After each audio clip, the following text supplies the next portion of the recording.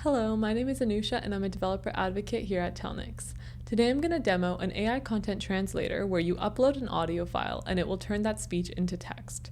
Then it will translate that text into another language and generate an audio dubbed version in that new target language. Let's see how it works. So here's the UI. You can start by uploading an audio file. I'm going to use this Spanish test that I have here, and you can choose a source language. I have auto detect on. You can also pick the target language that you want it to translate to. I have English, and then you can click translate.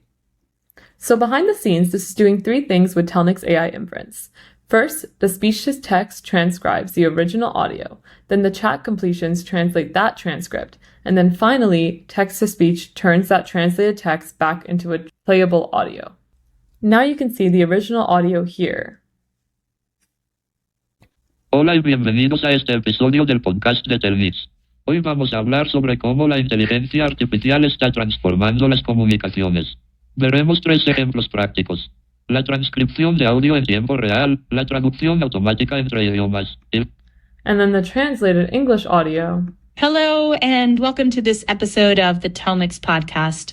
Today, we're going to talk about how artificial intelligence is transforming communications. We'll look at three practical examples: real-time audio transcription, automatic translation between languages, and natural quality voice synthesis. Let's get started. So as you can see, it took the Spanish audio and converted it into English, and it also used a Telnyx natural voice to make it sound a little more human. So let's look at the code sample here. When you go into the app.py, you can see where it says post-translate. This is pretty much where the app is going to accept that uploaded audio file and then call the STT.